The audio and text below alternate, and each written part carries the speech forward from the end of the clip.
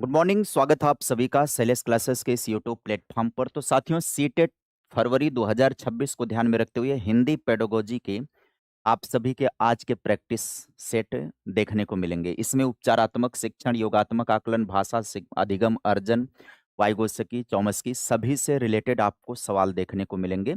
Previous year पर आधारित यह सेशन है। एक बार फिर से बता दूं आप सभी को, प्रीवियस ईयर पर आधारित यह सेशन आप सभी लोगों के लिए समर्पित है। सीटेट फरवरी 2026 का हिंदी पेडागोजी का ये सेशन प्रारंभ करते हैं। आप सभी को पहले नंबर के सवाल पर आते हैं। वीडियो को शेयर कर दीजिएगा, ज़्यादा से ज़्यादा मित्रों तक पहुंचा दीजिएगा, मीटर खींच दीजिएगा। चलो गाइज, मीटर चढ़ा दो एकदम ताबड़तोड़ अंदाज में। लाइक करने का काम और शेयर करने का काम आप सभी लोगों का होना चाहिए। चलो भाई, पहला क्वेश्चन आपके स्क्रीन पर है। पहले क्वेश्चन को पढ़िएगा। कह रहा है, निम्नलिखित में से कौन सा विचार भाषा विद्वान नॉम चॉम्स्की द्वारा प्रस्तुत किया गया है।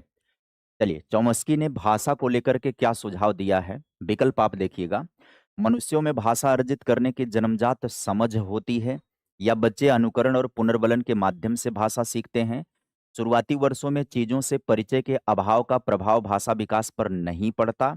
प्रत्येक भाषा अलग होती है और उसके अर्जन की अपनी पद्धति होती है। यहाँ पर आप सभी लोगों को उत्तर दे देना है। चलो, जल्दी जल्दी से आप सभी लोगों का कमेंट आना चाहिए। कौन सा करेक्ट ऑप्शन इसमें आप सही करेंगे। तेजी से पढ़िएगा, सभी विकल्प को पढ़िए और सभी विकल्पों को पढ़ने के पश्चात आप सभी लोग जवाब देना शुरू कर दीजिएगा।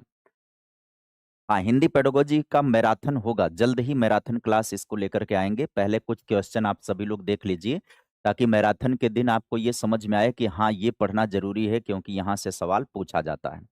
अब जितने भी बच्चों ने जवाब ए विकल्प दिखा दिया है कि मनुष्यों में भाषा अर्जित करने की जन्मजात समझ होती है या जन्मजात क्षमता होती है, नॉम चॉम्स्की के अकॉर्डिंग इस प्रश्न का जवाब हो जाएगा पहला वाला। अब यहाँ पर आप सभी लोग जान लीजिएगा, लैंग्वेज एक्वाजिशन डिवाइस की बात करता है। ये कहता है, भाषा का अर्जन उपकरण लेकर के बच्चा जन्म लेता है। सार्वभौमिक व्याकरण पाया जाता है। बालक के अंदर व्याकरण कैसा होता है? सार्वभौमिक। यहाँ पर दो कॉन्सेप्ट आप सभी लोग इस इमेज के माध्यम से समझ लीजिए। ये बालक का मस्तिष्क है, खोपड़ी है, कपार है। ये कहता है, चॉम्स्की कहता है कि बच्चे के अंदर भाषा के ग्रहण करने की क्षमता जन्मजात पाई जाती है। क्यों जन्मजात पाई जाती है?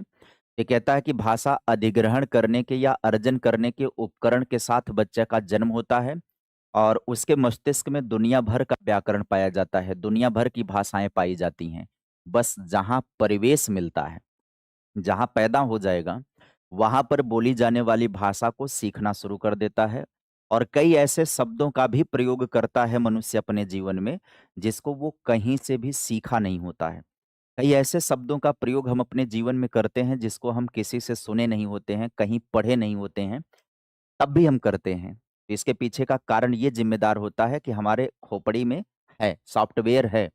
और कई बार जब हम भाषा का प्रयोग करते हैं तो फ्लो में जब हम भाषा का प्रयोग करना शुरू कर देते हैं, तो वह भाषा हमारी प्रकट हो जाती है उसके साथ। तो कई ऐसे शब्द हम प्रयोग में ला देते हैं जिसको हम कहीं सीखे नहीं होते हैं। अब आ जाते हैं हम सभी लोग दूसरे नंबर के क्वेश्चन पर। दूसरा सवाल कह रहा है कि द्वितीय भाषा के रूप में अंग्रेजी सीखने वाले कक्षा 8 के बच्चों को वर्तनी सिखाने के लिए सबसे कम प्रभावी उपकरण कौन सा है। यहाँ पर कह रहा है सबसे कम प्रभावी उपकरण कौन सा होगा। इस पर फोकस करके जवाब आप सभी लोग दे दीजिए, कौन सा उत्तर आप सही करेंगे। कह रहा है, द्वितीय भाषा के रूप में अंग्रेजी सीखने वाले कक्षा 8 के बच्चों को वर्तनी सिखाने के लिए सबसे कम प्रभावी इसमें से कौन सा होगा। जवाब दे रहा है कि चित्रात्मक शब्दकोश होगा, फ्लैश कार्ड होगा, शब्द दीवार होगा। यहाँ पर दीदार नहीं है, यहाँ पर दीदार नहीं होगा, यहाँ पर दीवार होगा। दीवार का मतलब वही जो वाल होता है। द्विभाषी पाठ्य वस्तु कम प्रभावी कौन सा होगा? आप लोग उत्तर दे दीजिएगा, देखते हैं कि कितने लोग का उत्तर सही आता है। कक्षा 8 की बात कर रहा है। कक्षा 8 के बच्चों को भाषा सिखाने के लिए जो सबसे कम उपयोगी होगा वो कौन सा होगा? तो जाहिर सी बात है, कक्षा 8 का मतलब है एलिमेंट्री लेवल है। ये ध्यान से सुनना, कक्षा 8 कहने का मतलब एलिमेंट्री लेवल है और एलिमेंट्री लेवल का मतलब प्रारंभिक। प्रारंभिक का मतलब होता है मातृभाषा जरूरी होती है। तो यहाँ पर मातृभाषा के माध्यम से ही सिखाना है, बाइलिंगुअल नहीं होना। द्विभाषी पाठ्यवस्तु नहीं होगी, बल्कि बाइलिंगुअल सिखाना होगा। बच्चे की जो भाषा घर की भाषा है, यानी मातृभाषा है, वह ब्रिज का काम करनी चाहिए दूसरी भाषा को सीखने में। यानी बच्चे की मातृभाषा के माध्यम से बच्चे को उसके अंग्रेजी यानी सेकंड लैंग्वेज को सिखाना ये अच्छा उपाय हो सकता है, लेकिन पाठ्य वस्तु ही बाइलिंगुअल कर दिया जाए, ये सही नहीं है। क्योंकि बच्चे की जो मदर टंग है और लोकल लैंग्वेज है वो, एक तो पाठ्य पुस्तक की अपनी भाषा हो जाएगी और एक अंग्रेजी हो जाएगी, तो दोनों भाषाएं उसकी मातृभाषा से हट करके हो सकती हैं, इसलिए ये चुनौतीपूर्ण हो जाएगा।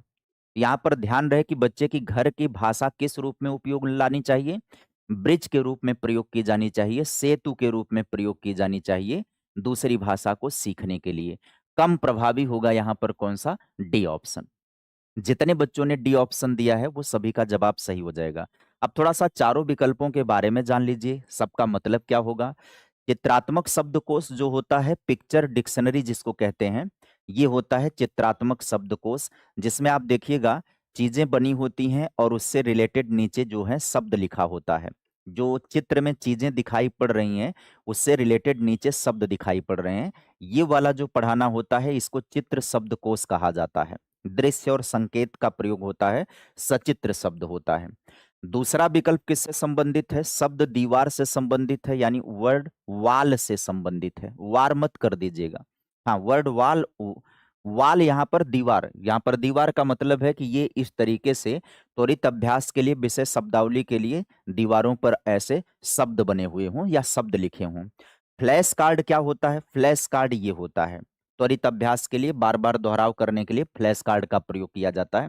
ये दिखा करके बच्चों को शब्द सिखाए जाते हैं। बाइलिंगुअल टेक्स्ट की बात करें अगर, द्विभाषी पाठ्य पुस्तक, तो एक तरफ हिंदी लिख लिया हो, दूसरी तरफ इंग्लिश लिख लिया हो, इस तरीके की पाठ्य पुस्तक दो भाषाओं के ज्ञान की आवश्यकता होती है। जबकि अभी बच्चे को दूसरी वाली भाषा सीखना है, सिखाना है, तो कम प्रभावी कौन सा होगा? चौथा वाला ऑप्शन ऐसा होगा जो कम प्रभावी होगा। ठीक, आगे देखेंगे, सवाल आपके स्क्रीन पर आता है कौन सा? थर्ड नंबर, संपूर्ण भाषा उपागम के संदर्भ में निम्न में से सबसे कम सत्य कौन सा है? मतलब सबसे कम पूछ रहा है, तो बता दीजिएगा सबसे कम सत्य कौन सा होगा। तो ध्यान से पढ़ करके उसके पश्चात आप सभी लोगों का जवाब आना चाहिए। इस प्रश्न में कौन सा उत्तर देंगे? संपूर्ण भाषा उपागम को लेकर के सबसे कम सत्य कौन सा होगा, यानी कि जिसके सही होने की संभावना नहीं है या कम है, वो कौन सा होगा? व्याकरणिक संरचना की अपेक्षा अर्थ निर्माण पर बल देना, संपूर्ण भाषा उपागम की बात कर रहा है, टोटल लैंग्वेज अप्रोच की बात कर रहा है, शारीरिक गतियों के माध्यम से शब्द भंडार सिखाना चाहिए, शारीरिक गतियों के माध्यम से शब्द भंडार सिखाना चाहिए, और कह रहा है कि विद्यार्थियों में स्वतः स्फूर्त बातचीत को बढ़ाना, विद्यार्थियों के पूर्व अनुभवों का प्रभावशाली तरीके से प्रयोग किया जाना। यहाँ पर संपूर्ण भाषा उपागम की बात कर रहा है। भाषा का संपूर्ण उपागम होता क्या है ये आप समझिए। भाषा का संपूर्ण उपागम का मतलब होता है कि जिसमें बच्चों को क्या क्या सिखा दिया जाए, जिसमें बच्चों को ध्वनि के विषय में भी बता दिया जाए, है ना, जिसमें बच्चों को शब्द के विषय में भी बता दिया जाए, जिसमें बच्चों को वाक्य के माध्यम के विषय में भी बता दिया जाए, जिसमें बच्चों को अर्थ संरचना का भी ज्ञान करा दिया जाए, ये होगा संपूर्ण उपागम। ठीक है, अर्थ संरचना का, व्याकरण का ज्ञान करा दिया जाए, ये होता है संपूर्ण उपागम। पहले प्रश्न को ध्यान से समझ लो हमारी बात को। यहाँ पर भाषा का संपूर्ण उपागम का मतलब है, उपागम को कहते हैं नजरिया। संपूर्ण भाषा का मतलब है जिसमें भाषा के सभी अंग शामिल हों, पढ़ाने का वह नजरिया, मतलब जिसमें ध्वनि, शब्द, वाक्य, अर्थ सब बता दिया जाए, तो उसके संबंध में बी विकल्प कम प्रभावी होगा। बी विकल्प क्या होगा? कम प्रभावी होगा। बोलो समझ में आया कि नहीं? आप लोगों ने बी विकल्प को इसलिए नहीं चुना क्योंकि आपको टीपीआर समझ में आ गया, टोटल फिजिकल रिस्पॉन्स कहीं ना कहीं आपके दिमाग में आ गया।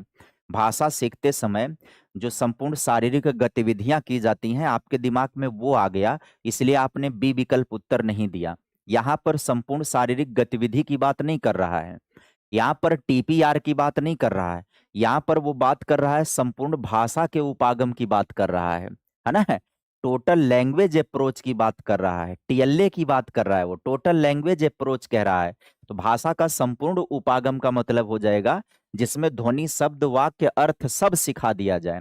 तो अगर आप शारीरिक गतिविधि के माध्यम से शब्द भंडार सिखा रहे हो तो इसका मतलब खाली शब्द सिखा रहे हो आप, वर्ड पावर उसका तैयार करवा रहे हो आप। उसमें कहा आप देखो यहाँ पर कह रहा है व्याकरणिक संरचना की अपेक्षा अर्थ निर्माण पर बल। ठीक है, अर्थ निर्माण तो होगा यहाँ पर, बातचीत करवाना, तो बातचीत करवाने पर क्या होगा, ध्वनि शब्द वाक्य सब ध्यान में रखा जाएगा। अनुभव का प्रयोग करेगा तब भी वह भाषा का संपूर्ण प्रयोग करेगा। इसमें सबसे कम प्रभावी होगा वो कौन सा होगा, बी विकल्प होगा। अब उम्मीद करेंगे कि आपको समझ में भी आ गई होगी बात जो हम समझाना चाह रहे थे। आगे देखिएगा, यहाँ पर समझिए संपूर्ण भाषा उपागम होता क्या है। संपूर्ण भाषा उपागम इसके माध्यम से होता है। बच्चों को क्या है, पूर्व अनुभव का प्रयोग करना है ना। शारीरिक गतियां जो होंगी वो अलग रणनीति होती है। देख लो यहाँ पर क्या दिया, जो अलग रणनीति है वो क्या है, शारीरिक गतियां, ये बिल्कुल अलग रणनीति है। बाकी जो छात्र वार्ता हो गया, समेकित कौशल हो गया, पूर्व अनुभव बच्चे का, प्रमाणिक पाठ हो गया, ये अर्थ निर्माण करेगा भाषा को लेकर के। भाषा के समग्र अंग के बारे में बच्चा जानकारी प्राप्त करेगा, वो अलग मामला हो जाएगा थोड़ा सा। आगे आ जाइएगा, यहाँ पर चौथे नंबर में देखिए, आपके शिक्षार्थी ने अंग्रेजी में अभी पूरे वाक्य का प्रयोग करना शुरू किया है, लेकिन उसके यहाँ पर थोड़ा सा मिस्टेक है, क्या देख लेते हैं। वाक्य का प्रयोग करना शुरू किया है और गलती कहाँ पर है, उसके वाक्य अभी टूटे हुए हैं। यहाँ पर वाक्य होगा गाइज, यहाँ पर वाक्य अभी टूटे हुए हैं। निवेश परिकल्पना के अनुसार निम्न में से कौन सा बोधगम्य, निम्न में से कौन सा बोधगम्य निवेश इस शिक्षार्थी के लिए हो सकता है। यहाँ पर आप सभी लोगों का उत्तर आ जाना चाहिए, कौन सा करेक्ट ऑप्शन सही करेंगे। हाँ, ये क्वेश्चन भावनाओं के साथ खेल रहा है, सही बात है। चलो हमने सही कर लिया, अब आपकी भावनाओं के साथ ये नहीं खेलेगा। अब आप हमारी भावनाओं के साथ मत खेलिएगा, है ना। हाँ, अब आइए और उत्तर देना शुरू कर दीजिएगा। छोटे शब्दों, छोटे शब्दों पदबंधों में शिक्षार्थी से बातचीत करना, छोटे शब्दों में विद्यार्थियों से बातचीत करना, शिक्षार्थी से टूटे वाक्य में बातचीत करना, शिक्षार्थी से छोटे और सरल वाक्यों में बातचीत करना, शिक्षार्थी से जटिल और लंबे वाक्यों में बातचीत करना। ठीक है, तो यहाँ पर बातचीत हो जाएगा, कहीं कहीं पर मिस्टेक हो गया है थोड़ा सा, कोई बात नहीं। अब आप लोग जवाब दे दीजिएगा, यहाँ पर करेक्ट ऑप्शन कौन सा हो जाएगा। तो राइट ऑप्शन कौन सा हो जाएगा भाई, सी विकल्प। बहुत अच्छे, सी विकल्प, विद्यार्थी से छोटे और सरल वाक्यों में बातचीत करना, यही एक बेहतरीन ऑप्शन दिखाई पड़ रहा है। आप सभी लोग चलेंगे सी विकल्प के साथ और सी विकल्प आप सभी का राइट ऑप्शन हो जाएगा। Very good. देखो बोधगम्य निवेश क्या होता है, वही क्रेसन वाला सिद्धांत लागू हो जाता है ना। I+1 वाला सिद्धांत लागू हो जाता है। बोधगम्य निवेश क्या होता है, तो क्रेसन का सिद्धांत आपने पढ़ा होगा भाषा का, जो कि वाइगोत्स्की के जेडपीडी के जैसा दिखाई पड़ता है। आप ध्यान से समझिएगा, थोड़ा कठिन पर समझने योग्य। विद्यार्थी का वर्तमान स्तर ये हो गया I।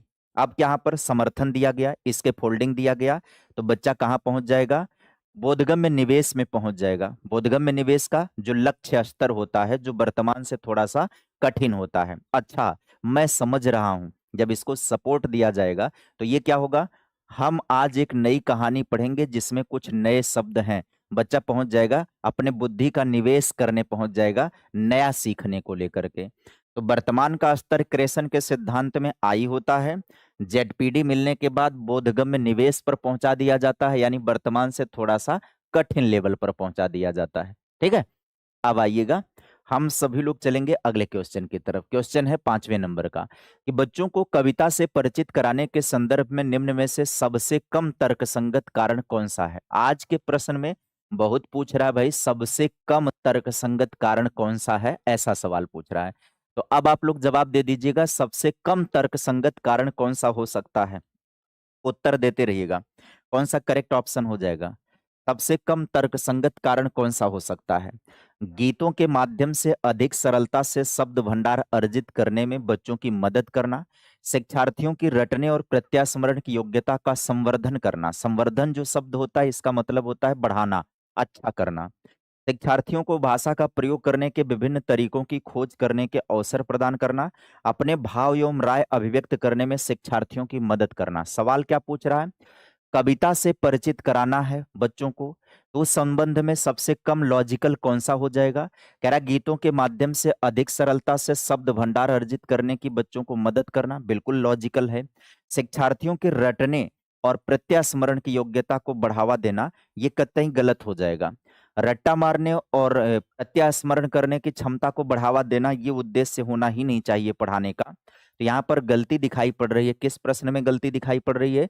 बी वाले क्वेश्चन के विकल्प में आप सभी को दिक्कत दिखाई पड़ रही है। जो कविता शिक्षण है, कविता शिक्षण में होता क्या है इसको ध्यान से समझें। कविता शिक्षण में शब्द संपदा में वृद्धि होती है, लेकिन रटवाया नहीं जाता है, नए शब्द बताए जाते हैं। लय ताल का ध्यान रखा जाता है, भाव अभिव्यक्त होता है, मतलब बच्चे अपने विचार को व्यक्त कर पाते हैं, भाव अभिव्यक्ति होती है, रचनात्मकता का विकास होता है ना। इसके अलावा भाषा प्रयोग की खोज होती है। अगर कोई दिक्कत में है तो वो क्या है? रटना और प्रत्यास्मरण करना ये निगेटिव हो जाता है। इसके अलावा काव्य का शिक्षण करना इन मामलों में फायदेमंद हो सकता है। काव्य का शिक्षण करना इन मामलों में फायदेमंद हो सकता है। यदि कोई नुकसानदेह है तो यहाँ पर किनारे साइड में आप देखिएगा तो हमने लिख रखा है कि नुकसानदेह क्या है? रटना और प्रत्यास्मरण करना, रिकॉल और मेमोराइज करना, ये कम तर्क संगत होने का मतलब पूछ रहा है। तो कम तर्क संगत का मतलब है जो लॉजिकल नहीं है, मतलब जो उस संबंध में लॉजिकल नहीं है। अब जब उस संबंध में लॉजिकल नहीं होगा तो वो मतलब गलत पूछ रहा है कि कौन सा गलत है। आगे बढ़ जाइएगा, सवाल आपके स्क्रीन पर है 6ठे नंबर का। कक्षा 8 की अंग्रेजी की शिक्षिका शिक्षार्थियों को एक लघु कहानी पढ़ने और प्रत्येक वाक्य में सर्वनाम, वह, तुम, आप, हम के बारे में चर्चा करती है। यह गतिविधि किस तरह के पठन के साथ सर्वाधिक रूप से संयोजित है? चलिए आप पढ़िएगा और जवाब दे दीजिएगा कौन सा करेक्ट ऑप्शन होगा। तेजी तेजी से आप सभी लोगों का उत्तर आना चाहिए। राइट ऑप्शन कौन सा होगा? चलो बच्चों, सभी लोग जवाब देते चलो और वीडियो को लाइक करते जाओ, शेयर करते जाओ, मीटर खींच करके पहुंचा दो आप सभी लोग। मीटर खींचने पर आप सभी का फोकस नहीं दिखाई पड़ रहा है, तो कृपया मीटर खींचिए, मीटर चढ़ाइए और जवाब दे दीजिए। कौन सा उत्तर यहाँ पर सही कर देंगे? मतलब एक लघु कहानी पढ़ने और प्रत्येक वाक्य में जो सर्वनाम प्रयुक्त हुए हैं उसके बारे में चर्चा कर रही है। सर्वनाम वह, तुम, आप, हम, ये जो सर्वनाम प्रयुक्त हुए हैं इनके बारे में चर्चा कर रही है। तो अगर उसमें कुछ मूल चीजों की चर्चा हो रही है तो इसका मतलब जानते हैं कौन से पठन का इस्तेमाल किया जा रहा है? वहां पर गहन पठन का इस्तेमाल किया जा रहा है। कौन से पठन का? गहन पठन का इस्तेमाल हो रहा है। तो यहाँ पर आप सभी का राइट ऑप्शन कौन सा हो जाएगा? गहन पठन आप सभी का करेक्ट ऑप्शन होगा। आप लोग गलत बता रहे हो। गहन पठन क्यों होगा? तो समझो, आपको एक बार ध्यान से इसको पढ़ लो, है ना। गहन पठन हो क्या रहा है? विस्तृत पठन और गहन पठन को थोड़ा सा तुलनात्मक तौर पर समझिए। जो विस्तृत पठन होता है, बड़े पैमाने पर आनंद के लिए तेज गति और समग्र समझ, उदाहरण उपन्यास, पत्रिकाएं, ब्लॉग पोस्ट और कॉमिक्स, लंबी कहानियां जब हम पढ़ते हैं तो विस्तृत पठन करते हैं। जैसे एक दिन वह जंगल में गया, वहां उसने एक शेर, है ना।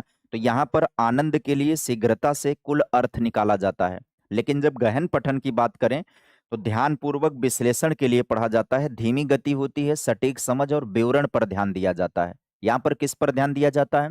विवरण पर ध्यान दिया जाता है। अब जब विवरण पर ध्यान देंगे तो पाठ्यपुस्तक के अध्याय, शोध पत्र, कविताएं, कानूनी दस्तावेज, व्याकरण के नियम। अब देखिए, भाषा की संरचना जटिल है। जब हम, तो यहाँ पर हम क्या कर रहे हैं? हम, हमें, आप, वह, इस पर जब हमें ध्यान देना पड़ेगा।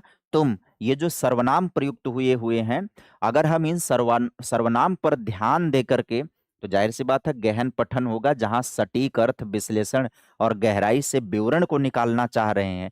तो गहराई से विवरण निकालेंगे तब हम सर्वनामों के विषय में बताएंगे। तो यहाँ पर आप सभी लोगों का करेक्ट ऑप्शन कौन सा हो जाएगा? गहन पठन बिल्कुल राइट ऑप्शन हो गया था। जो कि विकल्प में था आपको गहन पठन, हाँ, वो अभी स्कैनिंग वगैरह के बारे में चर्चा करते हैं। आगे चलते हैं।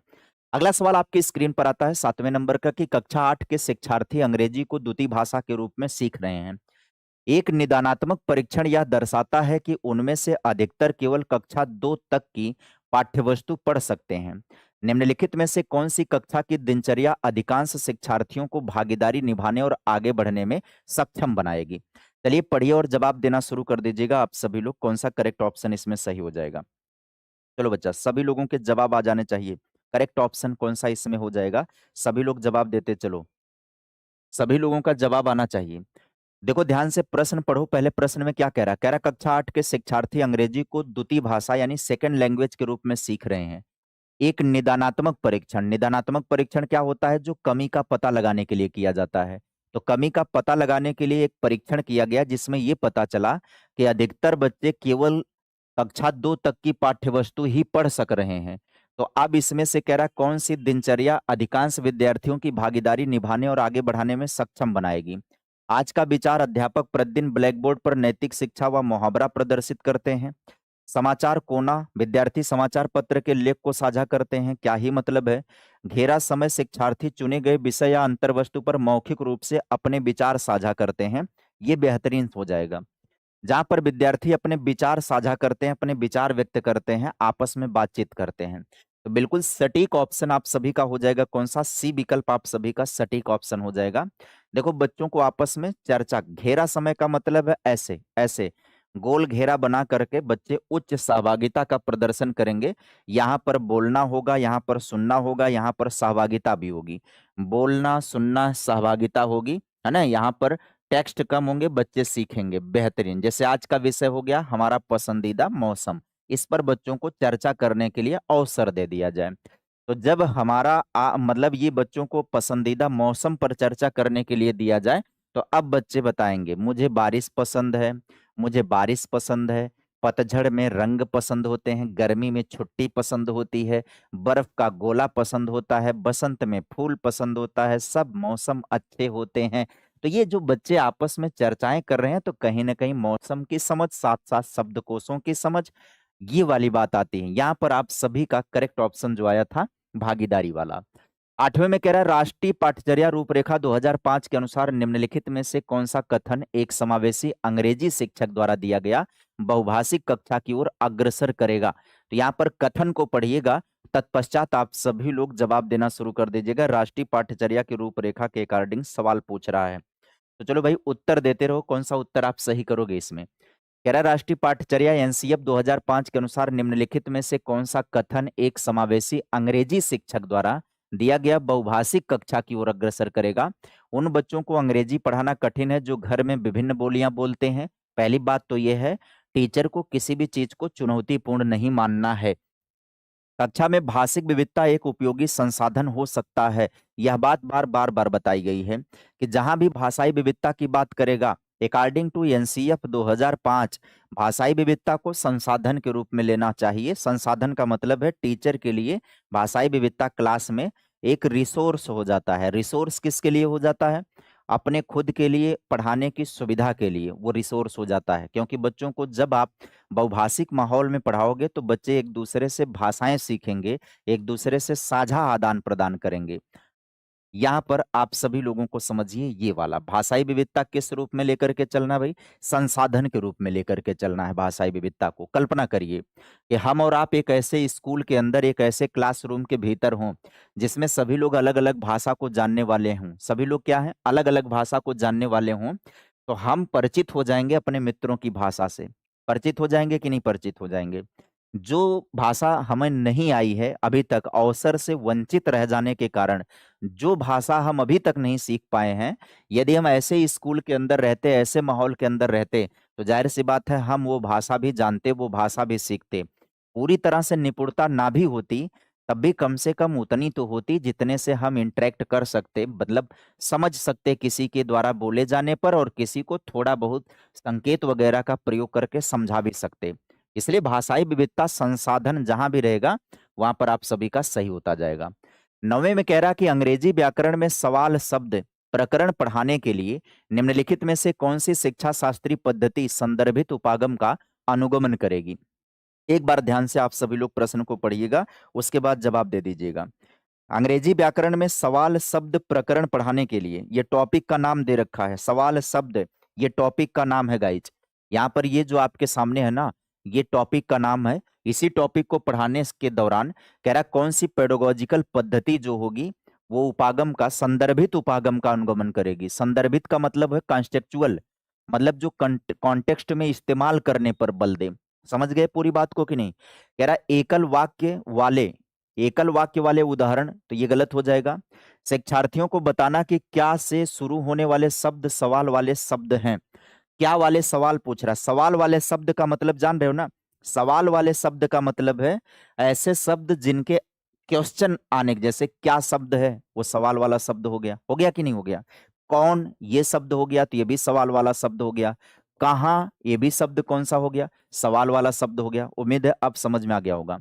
आलेखित अथवा प्रामाणिक संवाद का प्रयोग करना, यह पढ़ाने के लिए कि सवाल वाले शब्द किस प्रकार प्रयुक्त होते हैं। यहाँ पर देखो संदर्भित पूछा है ना, संदर्भित उपागम का मतलब ये उपागम हो जाएगा जिसमें बच्चा उन चीजों का प्रयोग करके सीख रहा हो। तो यहाँ पर जब आप जाओगे सी विकल्प में, तो इसमें देखो कह रहा प्रामाणिक संवाद का प्रयोग करना, यह पढ़ाने के लिए कि सवाल वाले शब्द किस प्रकार प्रयुक्त किए जाते हैं। तो बच्चों को प्रयोग करके उनके कॉन्टेक्स्ट में सिखाना, मतलब बातचीत के कॉन्टेक्स्ट में लेकर के आना।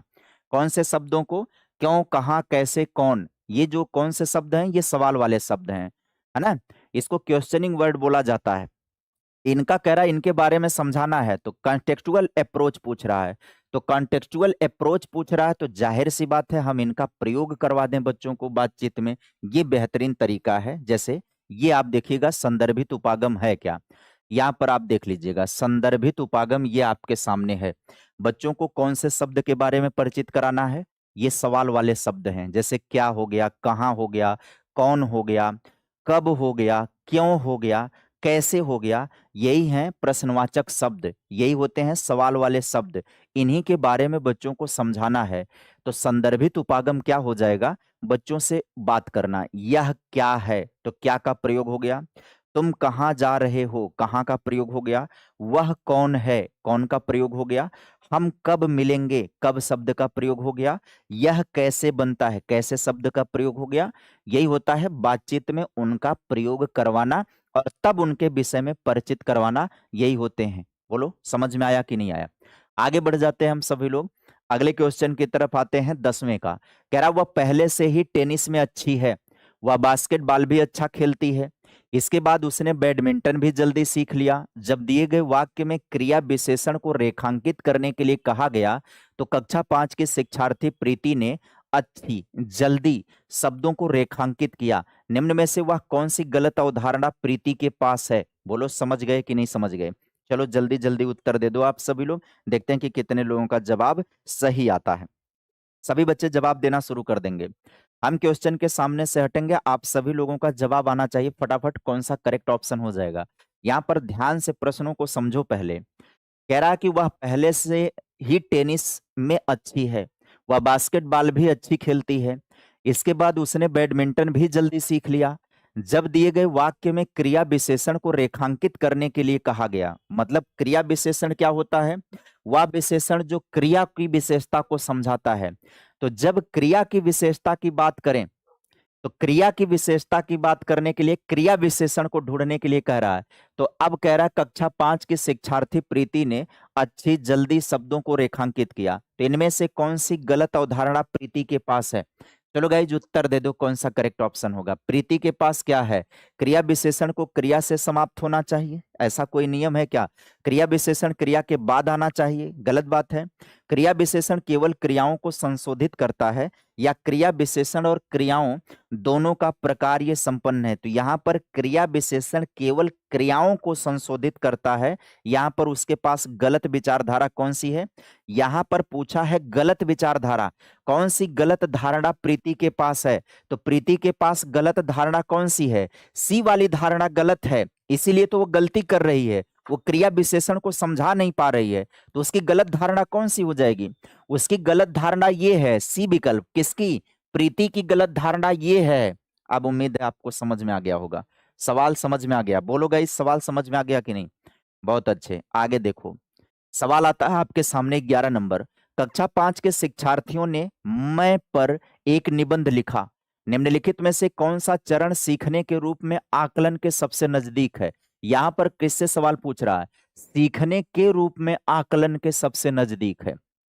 अब बताओ यहां पर उत्तर कौन सा सही होगा, यहां पर उत्तर कौन सा सही होगा। ध्यान से पढ़ करके जवाब देना शुरू कर दीजिएगा, सवाल को पहले ढंग से पढ़िए अन्यथा आप लोग गलती कर जाएंगे।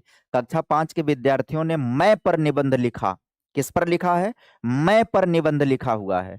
तो मैं पर निबंध लिखा, तो कह रहा कौन सा चरण सीखने के रूप में आकलन के सबसे नजदीक है। कह रहा प्रत्येक शिक्षार्थी से कहना कि वे सोचें कि उन्होंने यह कैसे निर्धारित किया कि उन्हें क्या कुछ शामिल करना है। यहाँ पर विचार के बारे में विचार करने की बात कर रही है कि नहीं, आगे देखते हैं। शिक्षक मानदंड निर्देश के आधार पर ये जहां भी दिखाई पड़ेगा गलत हो जाएगा। शिक्षक शिक्षार्थी को सुझावों के साथ रचनात्मक फीडबैक देते हैं। तो रचनात्मक फीडबैक देना ये अधिगम के लिए आकलन का पार्ट होता है, यहां पर ये नहीं होगा। प्रत्येक शिक्षार्थी से 5 अन्य निबंध पढ़ने और अपनी पसंद के निबंध का चयन करने के लिए कहना, ये क्या मामला है। यहां पर आप सभी का करेक्ट हो जाएगा, सीखने के रूप में आकलन पूछ रहा है ना। असेसमेंट एज लर्नर पूछ रहा है भाई, सीखने के रूप में आकलन करना। तो विद्यार्थी से कहना कि वे सोचें कि उन्होंने ये कैसे निर्धारित किया कि उन्हें क्या कुछ शामिल करना है, किसमें, निबंध में।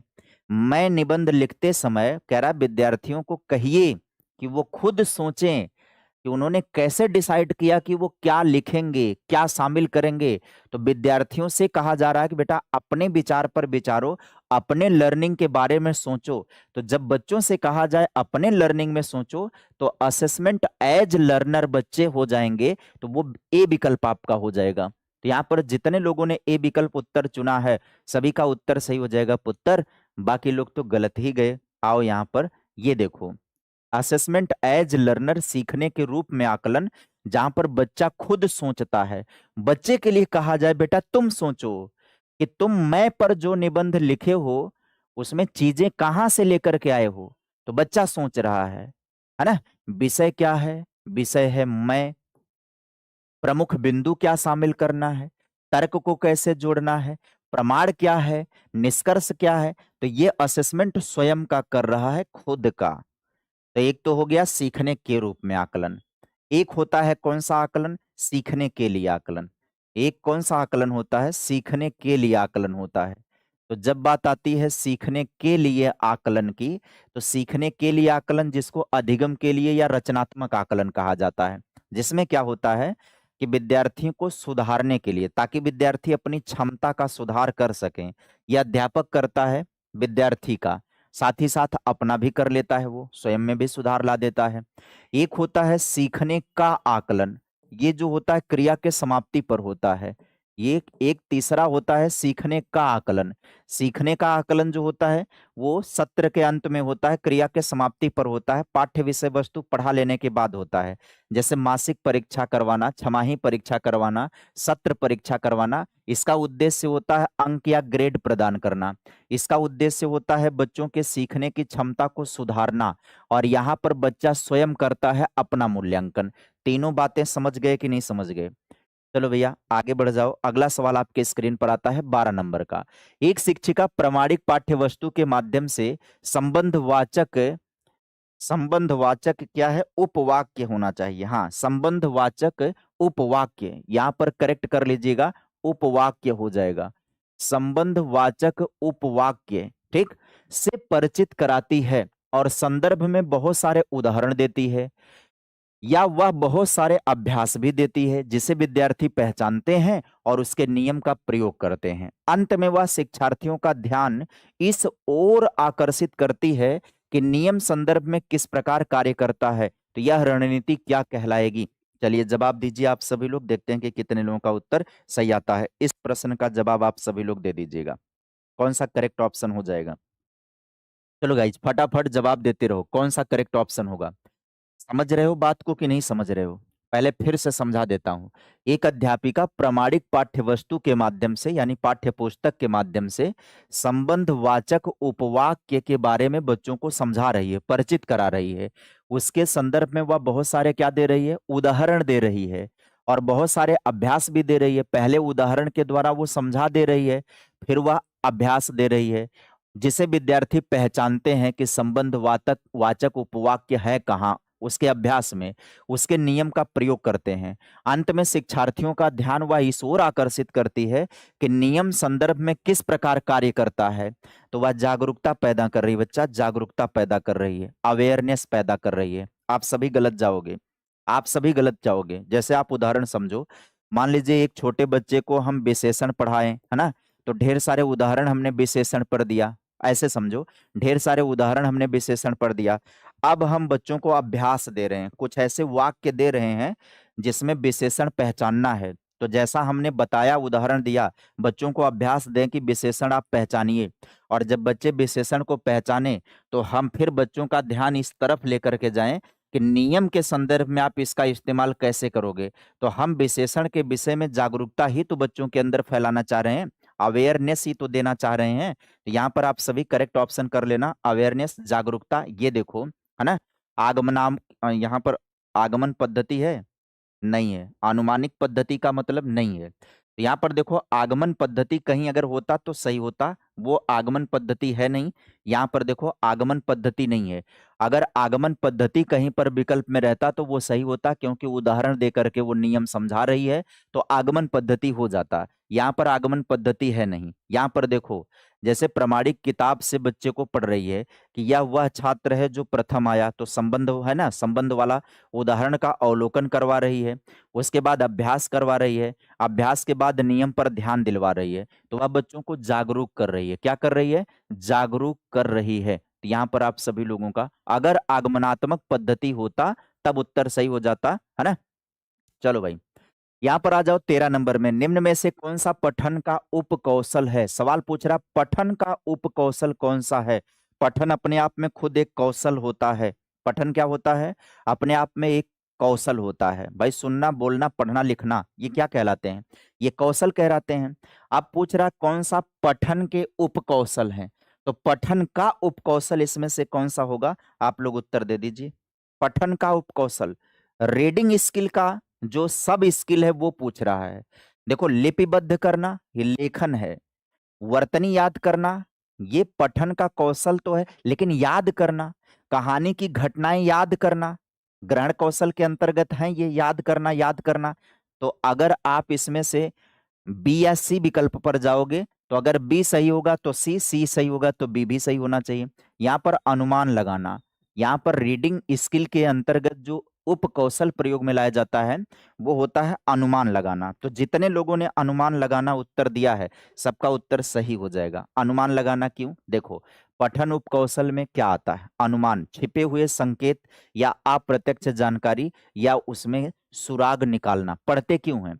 पढ़ते हैं तो घटना का अनुमान ही तो लगाते हैं, चीजों का अनुमान ही तो लगाते हैं, अनुमानित अर्थ ढूंढते हैं। इसलिए रीडिंग स्किल का ये एक सब स्किल होता है, अनुमानित अर्थ ढूंढना, अनुमान लगाना। ठीक बात है। हाँ, यहाँ पर आप सभी का करेक्ट ऑप्शन होगा कौन सा? अनुमानित अर्थ यानी अनुमान लगाना। ये रीडिंग स्किल का सब स्किल होता है। आगे देखिएगा, सवाल आपके स्क्रीन पर आता है कौन सा? 14 नंबर में, एक शिक्षिका ऑनलाइन कार्यक्रम का प्रयोग करती है जिसमें शिक्षा ऑनलाइन ही मानचित्र का निर्माण और संपादन को साझा करते। निम्नलिखित में से कौन सा कौशल इस डिजिटल उपकरण के प्रयोग के माध्यम से शिक्षार्थियों को विकसित किया जा सकता है? चलिए जवाब दे दीजिए, देखते हैं कि कितने लोगों का उत्तर सही आ जाता है। सारे बच्चे जवाब दे देंगे, फटाफट के अंदाज में उत्तर आना चाहिए। और मीटर खींचते जाओ मास्टरों, लाइक कर दो, शेयर करो, मीटर एकदम चढ़ करके जाना चाहिए, 700 के पार पहुंच जाना चाहिए। आप सभी लोग मीटर खींच नहीं रहे हो, मीटर खींचते जाइए। यहां पर बता दीजिए कौन सा करेक्ट ऑप्शन हो जाएगा। कर क्या रही है? ऑनलाइन कार्यक्रम का प्रयोग कर रही है जिसमें शिक्षा ऑनलाइन ही मानचित्र का निर्माण संपादन को साझा कर रही है। मतलब मानचित्र का निर्माण कैसे होगा, उसका एडिटिंग कैसे होगा, ये सब वो अपने स्किल बता रही है। कह रहा है इसमें डिजिटल प्रयोग के माध्यम से बच्चों में वह चिंतन क्षमता विकसित कर रही है। यहाँ पर बी विकल्प आप सभी लोगों का राइट ऑप्शन हो जाएगा। चिंतन, चिंतन, गलत उत्तर नहीं देना है। यहाँ पर चिंतन क्षमता विकसित कर रही गाइज, हाँ, चिंतन क्षमता विकसित कर रही है। संपादन, मसौदा तैयार करना, समझना नहीं होगा, चिंतन स्किल पैदा कर रही है। ऑनलाइन माध्यम से अगर मैडम पढ़ा रही हैं, जैसे मान लो हम ही ऑनलाइन माध्यम से अगर आपको इमेज के माध्यम से, चित्र के माध्यम से कोई भी चीज समझा रहे हैं, पियाजे गार्डनर समझा रहे हैं, दिखा दिखा करके चित्र समझा रहे हैं, तो आपका मतलब क्या है? चिंतन ही तो विकसित कर रहे हैं उस विषय में। जिस विषय को हम समझाने का प्रयास कर रहे हैं उसमें आपका थॉट प्रोसेस ही तो तैयार कर रहे हैं, चिंतन ही तो तैयार कर रहे हैं। मसौदा वगैरह कहाँ पर होता है? ये लेखन का प्रक्रिया उपागम में होता है, समझो। ये सब लेखन के लिए जब तैयार किया जाता है, लेखन का प्रक्रिया उपागम नाम सुने हो? अभी आगे आएगा सवाल। लेखन का प्रक्रिया उपागम में मसौदा तैयार किया जाता है, कच्चा चिट्ठा जिसको कहते हैं। लेखन के समय क्या लेखन है, तो उसका एक मसौदा तैयार होता है, उसको समझा जाता है, फिर लिखा जाता है, फिर एडिटिंग किया जाता है, संपादन किया जाता है, फिर अंत में प्रकाशन किया जाता है। वो लेखन के प्रक्रिया उपागम के ये सब चरण हैं। यहाँ सिंपल सी बात है, वो मुद्दे को समझा रही है, कॉन्सेप्ट को समझा रही है। कॉन्सेप्ट को समझाने का मतलब ये है कि बच्चों के अंदर चिंतन विकसित कर रही है। आगे बढ़ो भैया, अगले सवाल की तरफ चलना। अगला सवाल है, सामाजिक अंतःक्रिया का संबंध किससे है? किसने भाषा को सामाजिक अंतःक्रिया के माध्यम से समझाया है? इसका आसान सा जवाब है, फट से जवाब दे दीजिएगा। किसने बताया कि भाषा सामाजिक अंतःक्रिया के द्वारा सीखी जाती है? तो अब इसमें गलती तो होनी नहीं चाहिए, आप सभी का उत्तर आना चाहिए। कौन सा करेक्ट ऑप्शन हो जाएगा? बोलो, जल्दी जल्दी कमेंट करो, आप सभी का कमेंट नहीं आ रहा, जल्दी से कमेंट करो। हाँ, जल्दी जल्दी कमेंट करते जाओ। और फिर से कहूंगा, वीडियो में मीटर डाउन चल रहा, मीटर चढ़ाओ, मीटर चढ़ाओ। यहाँ पर डी विकल्प आप सभी का करेक्ट ऑप्शन हो जाएगा। वायुगुस्स की सामाजिक अंतःक्रिया की बात होगी तो इस तरह से इकट्ठा होकर के लोग क्या करें, गप सड़ाका आपस में करें। सामाजिक अंतःक्रिया का मतलब होता है गप सड़ाका। हाँ, गप सड़ाका का मतलब है बतकही करना। देखो, ये बतकही कर रहे हैं बच्चे, बच्चे बतकही कर रहे हैं कि इसका मतलब सामाजिक अंतःक्रिया। इसके माध्यम से भाषा संज्ञान सब विकसित होता है, वाइगोत्स्की का है। कह रहा लेखन की योग्यता में कमी जो विकृत हस्तलेखन से संबंधित है उसको क्या कहते हैं? मतलब इसमें से कौन सा है जो विकृत हस्तलेखन से संबंधित है, खराब हैंड राइटिंग से संबंधित है, गलत जिसमें हो जाता है लेखन? उत्तर दे दीजिएगा, कौन सा उत्तर इसमें सही कर देंगे आप सभी? तेरा लेखन वैकल्य उसको कहेंगे डिस्ग्राफिया, क्रिया वैकल्य उसको कहेंगे डिस्प्रैक्सिया, या गणना वैकल्य डिस्कैलकुलिया, वाचन वैकल्य या डिसलेक्सिया। कौन सा राइट ऑप्शन हो जाएगा भाई? यहाँ पर बात किससे रिलेटेड पूछ रहा है? यहाँ पर बात पूछ रहा है हैंड राइटिंग में। तो हैंड राइटिंग खराब होने का मतलब है कि लेखन की कठिनाई हो जाएगी, डिस्ग्राफिया हो जाएगा। लेखन की कठिनाई डिस्ग्राफिया जिसको कहा जाता है। अब डिस्ग्राफिया देखो, ये होता है लेखन में वैकल्य आ जाता है, बच्चे का कलम या पेंसिल पकड़ने का तरीका भी बदल जाता है, वो ढंग से पकड़ नहीं पाता है और उसमें गलती करता है, शब्दों में गलती करता है।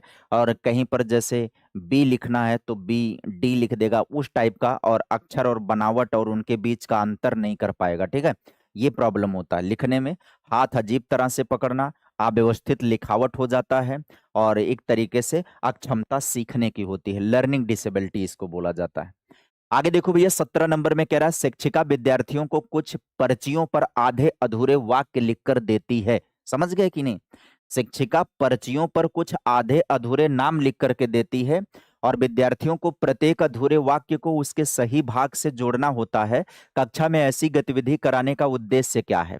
बताइए, ऐसी गतिविधि कराने का उद्देश्य क्या है जब वह पर्चियों पर आधे अधूरे वाक्य लिख करके दे रही है और बच्चों को पूरा करने के लिए कह रही है? तो इस गतिविधि के करवाने का मतलब क्या है? बताइए, आप लोग उत्तर दे दीजिएगा। ऐसी गतिविधि आप लोगों ने किया ही कि नहीं किया है बचपन में? निश्चित तौर पर ऐसी गतिविधि स्कूल के अंदर करवाई गई है। अधूरे अधूरे वाक्य लिख करके दिया जाता है और प्रत्येक अधूरे वाक्य को उसके सही भाग से जोड़ना होता है। मतलब पर्चियों पर आधा वाक्य यहाँ लिखा है, जैसे आधा वाक्य एक पर्ची पर, आधा वाक्य एक पर्ची पर, आधा वाक्य एक पर्ची पर, आधा वाक्य एक पर्ची पर लिखा गया है। ऐसे बहुत सारी पर्चियां दे दी गई बच्चों को, तो बच्चों को पर्चियों को मिलान करके वाक्य को पूरा करना है। तो यहाँ पर सही वाक्य विन्यास पर बच्चों का ध्यान केंद्रित कराने की गतिविधि है। ये कौन सी गतिविधि है? यह गतिविधि करवाई जा रही है सही वाक्य विन्यास पर ध्यान केंद्रित करवाने की, है ना। लेखों की रचना यहाँ नहीं करवाया जा रहा है, विराम चिन्हों पर ध्यान नहीं दिया जा रहा है, अपने वाचन में सुधार करने की बात नहीं की जा रही है। यहाँ वाचन आएगा ही नहीं, क्योंकि यहाँ पर्ची पर लिखे हुए सेंटेंस आधे अधूरे हैं। अब यहाँ पर देखता हूं इमेज है, देखो ध्यान से समझो, इस इमेज के माध्यम से समझो, इससे समझो।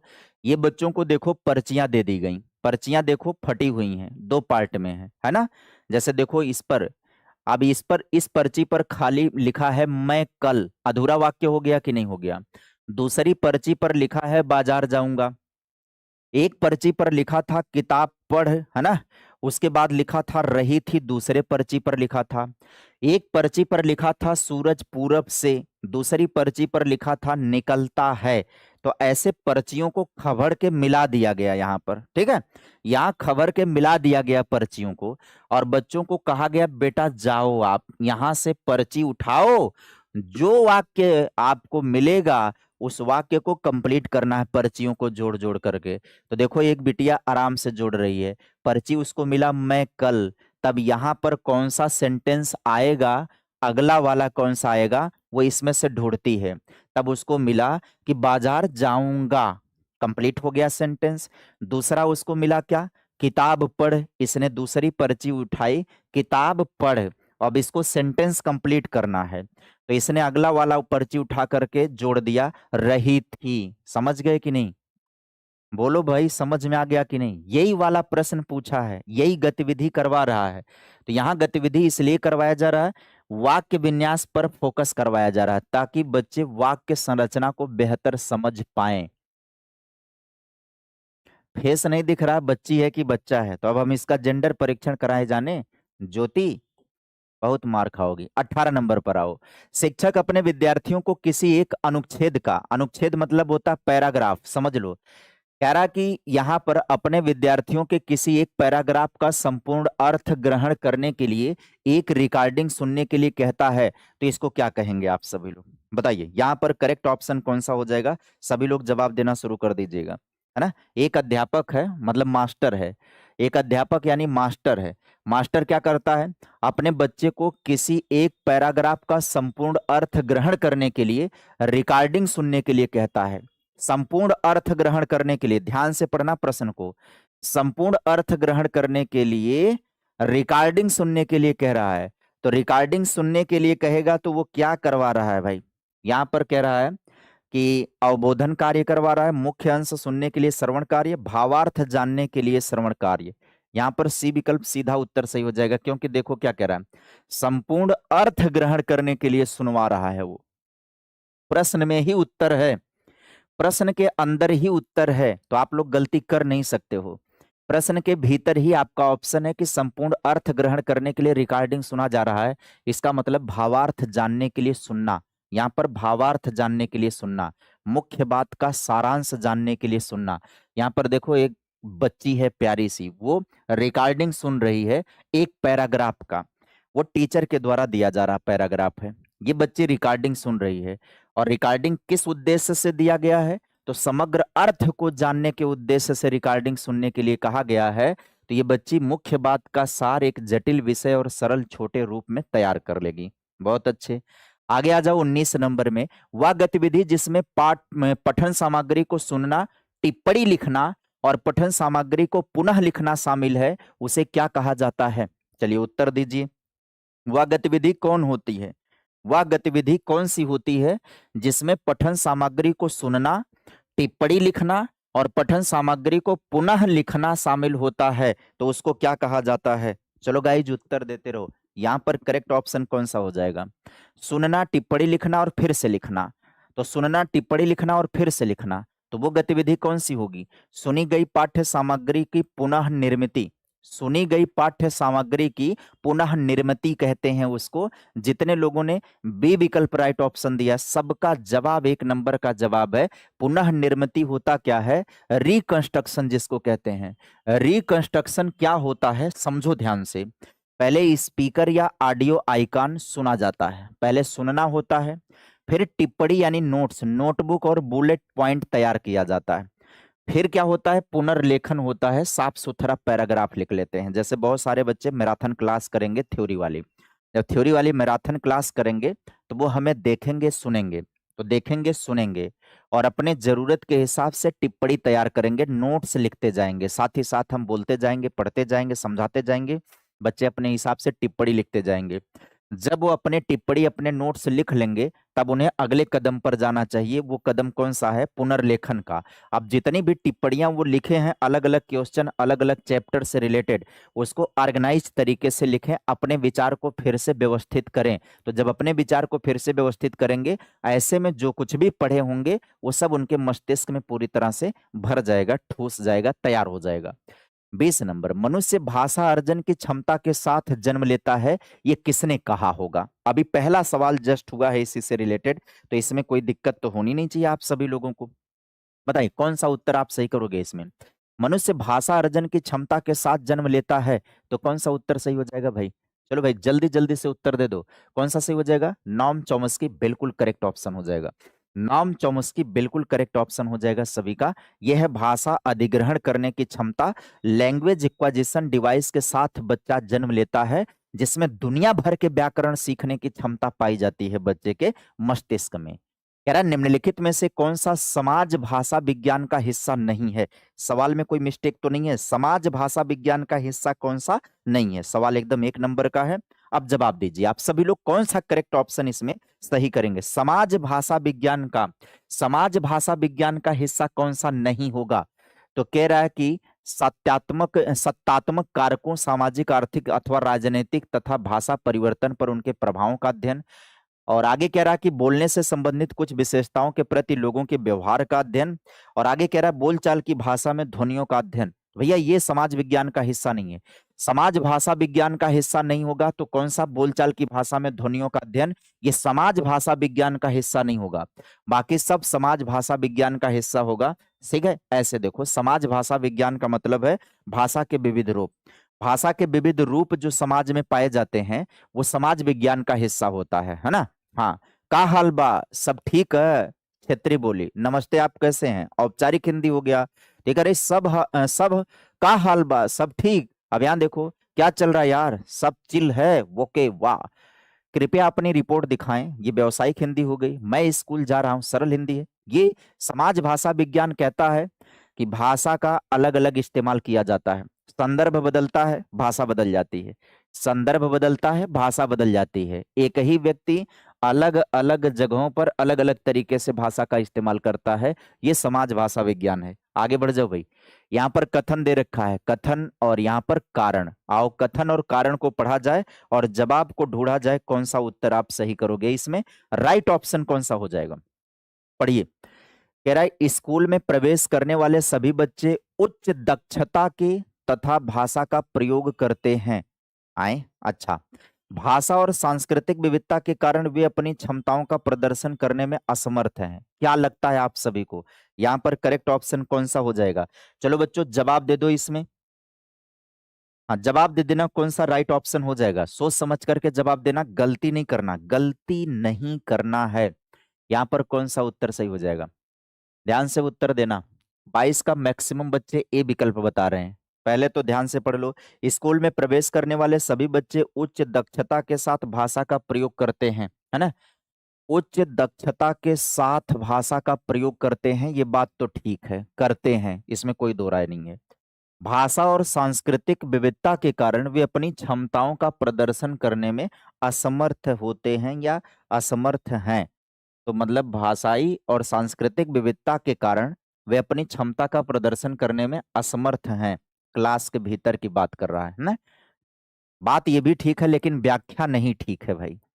अब इसमें डाउट मत लाना। कह रहा भाषा और सांस्कृतिक विविधता के कारण वे अपनी क्षमता का प्रदर्शन करने में असमर्थ होते हैं।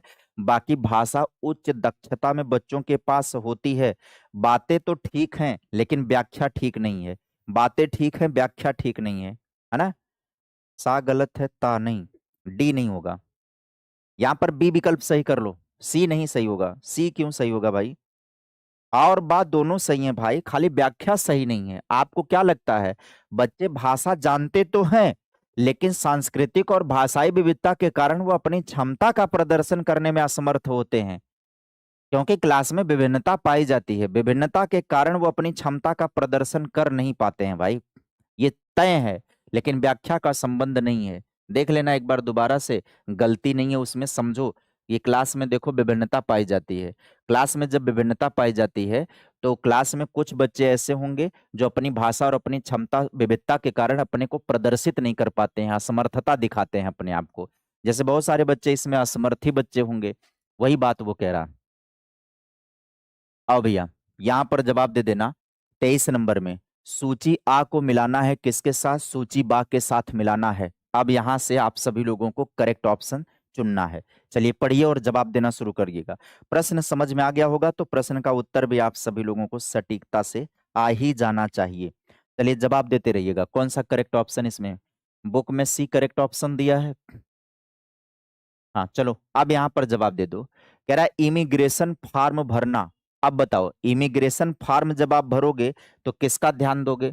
तो इमिग्रेशन फॉर्म भरोगे तो जाहिर सी बात है सटीकता का ध्यान दोगे आप, तो ए के साथ 1 तो जाएगा ही जाएगा। हाँ देखो उत्तर मिल गया, तुरंत का तुरंत उत्तर मिल गया, तुरंत का तुरंत उत्तर मिल गया भाई, तुरंत का तुरंत उत्तर मिल गया, इसमें कोई दो राय नहीं है। देखो पहला वाला ही विकल्प मिल गया क्योंकि हम इसी के साथ गए। इमिग्रेशन फॉर्म भरना, सटीकता पर ध्यान देंगे। एक व्यावसायिक बैठक में एक प्रेजेंटेशन देना है तो प्रेजेंटेशन देने में हम सटीकता पर ध्यान देना, पुकारना, इस पर ध्यान देंगे, यानी बी का थर्ड के साथ जाएंगे। बिल्कुल करेक्ट है बी का थर्ड। आपात स्थिति में मदद के लिए क्या होगा, प्रवाह ध्यान केंद्रित, है ना। तो यहाँ पर आप सभी का करेक्ट ऑप्शन हो गया कौन सा, बी विकल्प राइट ऑप्शन हो गया। आगे बढ़ जाइएगा, ये देखिए संचार मैट्रिक्स सटीकता बनाम प्रवाह हो गया। तो आगे देखिएगा सवाल 24, निम्नलिखित में से कौन सी भाषा कौशल के शिक्षण हेतु सबसे उपयुक्त गतिविधि है। सवाल पढ़िए और जवाब दीजिएगा कौन सा उत्तर इसमें सही हो जाएगा। चलो गाइज फटाफट उत्तर देते रहो, फटाफट से आप सभी लोगों का जवाब आना चाहिए। कौशल शिक्षण, भाषा कौशल शिक्षण के लिए सबसे उचित गतिविधि कौन सी है, चलिए उत्तर दे दीजिए। क्या बता रहे हो आप लोग, भाषा कौशल का विकास करना है आप सभी को। भाषा कौशल का विकास करने का मतलब, भाषा कौशल क्या होता है भाई, भाषा कौशल सुबोपली। भाषा कौशल कौन कौन से होते हैं, सुनना बोलना पढ़ना लिखना, बोलो समझ में आया कि नहीं। तो भाषा कौशल को पढ़ाने के लिए कौन सी सबसे उपयुक्त विधि मानी जाएगी, तो भाषा कौशल को पढ़ाने के लिए उपयुक्त विधि यानी जिससे सुनना बोलना पढ़ना लिखना सब बढ़िया से तैयार हो जाए। कविता का वाचन, तो सुनना बोलना केवल होगा। कक्षा में नाटक करना, सुनना बोलना पढ़ना सब आएगा। वाद विवाद प्रतियोगिता का आयोजन हो जाएगा तो खाली सुनना और बोलना शामिल होगा। भाषण प्रतियोगिता होगा तो सुनना और बोलना होगा। तो देखो इसमें सुनना बोलना है, इसमें सुनना बोलना है, इसमें भी सुनना बोलना है। कक्षा में नाटक करवाओगे, रोल प्ले करवाओगे तो इसमें सुनना बोलना पढ़ना सब आ जाएगा, सब आ जाएगा। बी विकल्प सही करो, सोच समझ करके सही करो यार, बी विकल्प आप सही होगा।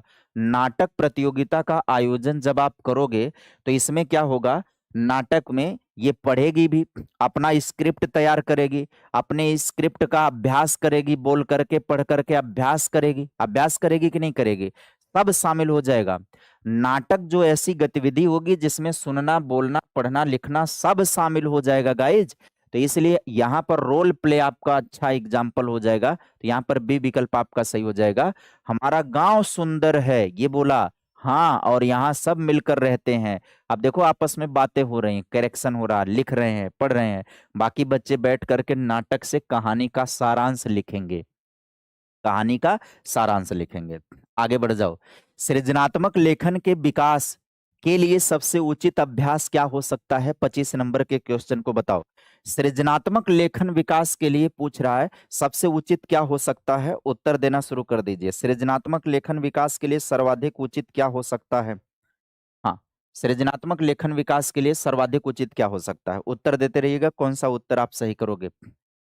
औपचारिक लेखन, प्रतिवेदन, अनौपचारिक लेखन या निबंध लेखन।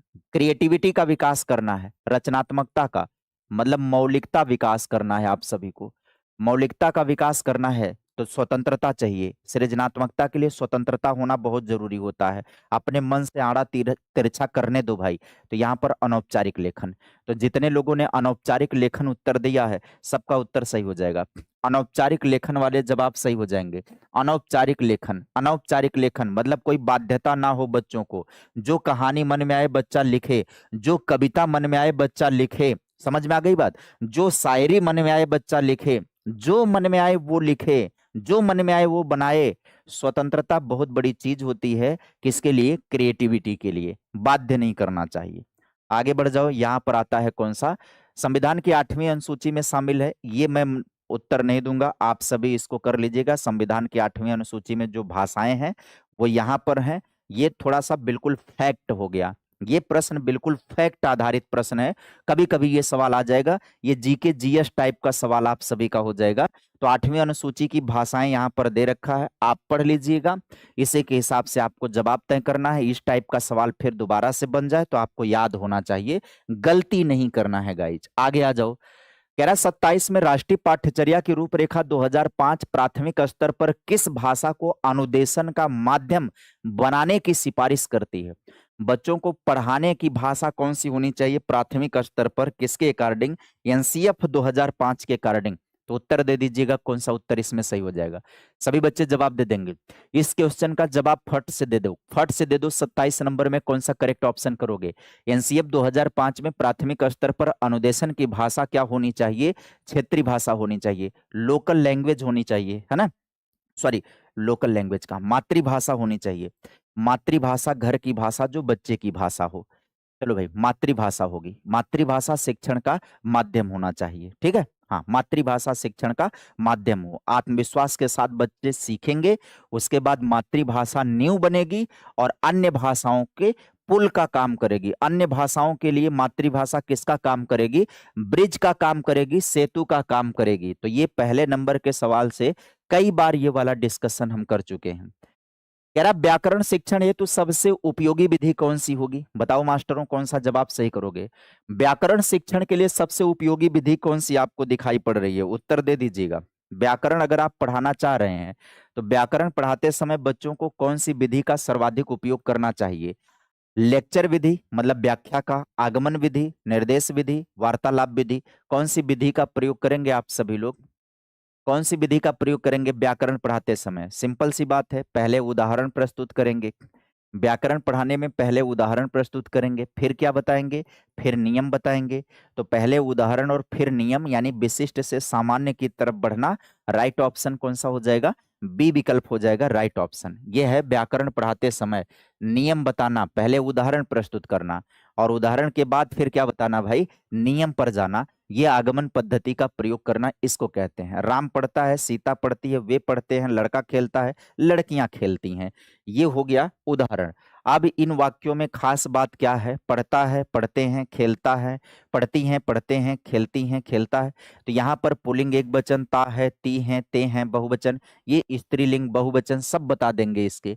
क्या आप इन समानताओं के आधार पर नियम बना सकते हैं? तो कर्ता क्रिया उदाहरण, है ना। तो इस तरीके से बच्चों को व्याकरण की जानकारी दी जा सकती है। कह रहा है चौमस्की के अनुसार भाषा के अर्जन का आधार क्या होता है? तो ये सवाल कई बार आ चुका है भाई। बताओ कौन सा उत्तर आप सही करोगे? फट से उत्तर दे दो। चौमस्की के अनुसार भाषा के अर्जन का आधार क्या होता है? भाषा कैसे अर्जित की जाती है? अर्जन का आधार पूछ रहा है। मतलब यहां पर ध्यान से समझना, अर्जन का आधार क्या होता है, भाषा किसके माध्यम से अर्जित की जाती है। तो आप कहोगे कौन सा उत्तर इसमें सही करोगे? सभी लोग उत्तर दे दो। अर्जन का आधार क्या होता है चौमस्की के अकॉर्डिंग? भाई वो तो अंत, अरे सिंपल नहीं समझ रहे हो। भाषा जन्मजात होती है, लेकिन यहाँ अर्जन का आधार पूछ रहा है। भाषा के अर्जन का आधार क्या होता है? अरे इंद्रियां होती हैं, इंद्रियों से प्राप्त अनुभव भाषा अर्जन का आधार होता है। चौमुस्की भाषा को खाली आनुवांशिकता से प्राप्त नहीं बताता है भाई। खाली लैंग्वेज इक्वाजिशन डिवाइस जब पूछेगा तब सही करना भाषा जन्मजात है, जब ये पूछेगा तब सही करना। अर्जन करने का आधार तो इंद्रियां होंगी, आंख, नाक, कान, त्वचा, यही ना। वो भाषा को जन्मजात और अर्जित दोनों मानता है कि हम लैंग्वेज एक्वाजिशन के डिवाइस के साथ पैदा होते हैं, लेकिन इंद्रियों के माध्यम से भाषा अर्जित करते हैं। तो इंद्रियां गलत कर दिया आप सभी लोग, है ना। तो यहां पर आ जाओ भाई, इंद्रियों के माध्यम से भाषा अर्जित की जाती है। चौमस्की ने एक पुस्तक में कौन सी धारणा प्रस्तावित की है? चौमस्की ने एक पुस्तक में कौन सी धारणा प्रस्तावित की है? फट से उत्तर दे दो। कौन सी धारणा प्रस्तावित की है? तो इसका सरल उत्तर है, बालक जन्मजात भाषा अधिगम क्षमता के साथ जन्म लेता है और वातावरण से वह उस व्याकरण को सीख लेता है। सिंपल। आगे आ जाओ भाई, अगले क्वेश्चन की तरफ हम सभी लोग चलेंगे। 31।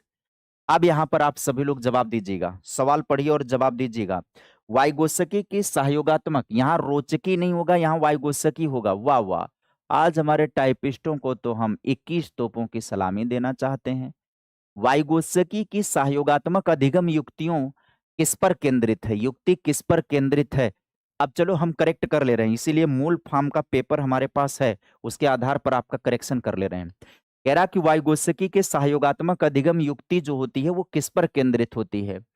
तो एक दूसरे से प्रतिस्पर्धा करने पर फोकस करती है, या विद्यार्थियों का सीखने के लिए दूसरे की सहायता करने पर, या फिर विद्यार्थियों का कक्षा में शांति बनाए रखना, चुपचाप, या धैर्य पूर्वक सुनना। तो यहाँ पर करेक्ट ऑप्शन कौन सा हो जाएगा बच्चा? वाइगोत्स्की के अकॉर्डिंग पूछ रहा है, तो जाहिर सी बात है आपका उत्तर गलत नहीं होगा। फट से आप सभी लोग जवाब दे देंगे इसमें। वेरी गुड, बहुत ही बढ़िया। आप सभी का बी विकल्प उत्तर आ रहा है, 1 नंबर का जवाब है। 32। निम्नलिखित में से कौन सा लेखन का एक प्रक्रिया के रूप में संदर्भ सही है? ये सवाल पूछ रहा लेखन एक प्रक्रिया के रूप में कौन सा सही है, तो उत्तर दीजिएगा 32 नंबर को। लेखन की प्रक्रिया के रूप में संदर्भ में कौन सा सही होगा? लेखन का प्रक्रिया उपागम के संबंध में पूछ रहा है। लेखन की प्रक्रिया के विषय में कौन सा कथन यहां पर सही हो जाएगा? कौन सा विकल्प? लेखन ग्रहणशील है? ना ना ना, लिखना क्या है? अभिव्यक्त करना है। लेखन रेखीय होता है? कभी नहीं। लेखन याद करना? नहीं। यहां पर लेखन पुनरावृत्ति है। लेखन क्या है? पुनरावृत्ति है, अभ्यास है। करते करते करते करते बेहतर हो जाता है। लेखन क्या है? अभ्यास है। आगे बढ़ जाओ भाई, अगले क्वेश्चन की तरफ हम चलेंगे। अगला क्वेश्चन आपके स्क्रीन पर आता है 33। निम्नलिखित में से कौन सा कक्षा में मुद्रित समृद्ध परिवेश के लिए सही नहीं है? प्रिंट रिच इन्वायरमेंट के लिए सही नहीं है। यहां पर निगेटिव जाना है। प्रिंट रिच इन्वायरमेंट के विषय में कौन सा निगेटिव है, कौन सा गलत है, वही समझ करके आप सभी लोगों को जवाब देना है। बताइए कौन सा उत्तर सही करेंगे, कौन सा उत्तर सही करेंगे। कह रहा है कि निम्नलिखित में से कौन सा कक्षा में मुद्रित समृद्ध परिवेश के बारे में सही नहीं है। कह रहा है कि यह विद्यार्थियों को अर्थपूर्ण और मजेदार तरीके से सीखने में सहायता करता है। ये तो पॉजिटिव है। विद्यार्थियों को मुद्रित सामग्री के अनेक स्वरूप देखने के अवसर मिलते हैं, बिल्कुल सही। या पठन कौशल को विकसित करने में, बिल्कुल है। तो यहाँ पर डी विकल्प हटा दीजिए कि विद्यार्थियों को मुक्त खेल गतिविधियों के रूप में मिट्टी से खिलौना बनाने के लिए प्रोत्साहित करता है। ये काहे करेगा भाई, है ना? ये वाला काम काहे करेगा, ये बताइए। डी विकल्प में आप आ जाइए। इसके कोई रिलेटेड है क्या? उसका मतलब है, देखो प्रिंट रिच इन्वायरमेंट होता क्या है, ये है। क्लास में प्रिंट रिच इन्वायरमेंट का मतलब है जहां पर सर्वत्र हर तरफ कुछ ना कुछ लिखा हो, दीवारों पर भी लिखा हो, वस्तुओं पर भी कुछ ना कुछ लिखा हुआ हो। क्या है, कहाँ है, क्या ये मैप है, ये मेन चार्ट है, ये बच्चों का पूरा साउंड है, वर्णमाला है, कुछ ना कुछ लिखा हुआ है हर जगह। तो ये बच्चों को शब्द सीखने में मदद करेगा, ना कि मिट्टी से खिलौने बनाने के लिए प्रेरित करेगा। कह रहा भाषा अधिगम में बोधगम में निवेश शब्दावली किसके द्वारा प्रस्तावित की गई है? अभी हम लोगों ने पीछे सवाल देखा था, बोधगम में निवेश जो जेडपीडी की तरह है। तो यहाँ पर उत्तर दे दीजिएगा, करेक्ट ऑप्शन कौन सा हो जाएगा भाई? सभी लोग उत्तर देते रहो। राइट ऑप्शन कौन सा उत्तर हो जाएगा? सारे बच्चे जवाब देते रहो। करेक्ट ऑप्शन कौन सा हो जाएगा? कौन सा? तो ये बोधगम्य निवेश किसने बताया है? बहुत बढ़िया, स्टीफन क्रैसन के द्वारा बताया गया। किसके द्वारा? क्रैसन के द्वारा बताया गया। बोधगम्य निवेश स्टीफन क्रैसर का है। जो बच्चा अभी नहीं कर सकता है, मदद के बाद कर सकता है। तो भाषा शिक्षण अधिगम में समग्र भाषा क्या होती है? बताइए। भाषा शिक्षण अधिगम में समग्र भाषा किसे कहते हैं? तो समग्र भाषा क्या है? विधि है, प्रविधि है, उपागम है, युक्ति है? तो देखो यहाँ पर थोड़ा सा समझो आप। विधि को मेथड कहते हैं। मेथड का मतलब होता है तरीका, विधि। प्रविधि को टेक्निक कहते हैं। प्रविधि को क्या कहते हैं? प्रविधि को टेक्निक कहते हैं। युक्ति को भी टेक्निक कहते हैं। तो यहाँ पर उपागम आपका सही हो जाएगा। समग्र भाषा क्या है? एक उपागम है, एक नजरिया है, एक अप्रोच है। आगे बढ़िएगा, सवाल आपके सामने आएगा। कौन सा सवाल आपके स्क्रीन पर आएगा? किसी पाठ्य सामग्री को सरसरी दृष्टि से पढ़ने का क्या तात्पर्य है?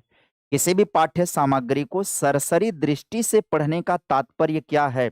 आप लोग उत्तर दीजिए। सरसरी दृष्टि से पढ़ने का तात्पर्य, कह रहा पठन सामग्री को सामान्य विचार प्राप्त करने के लिए पढ़ा जा रहा है। सही बात है।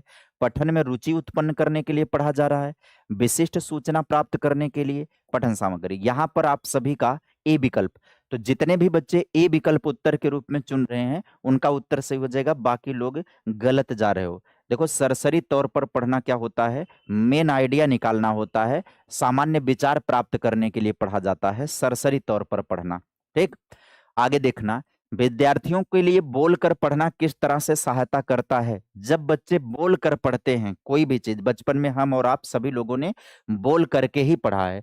तो जब विद्यार्थी बोलकर पढ़ते हैं तो बोलकर पढ़ना उन्हें किस तरह से सहायता करेगा? बताइए।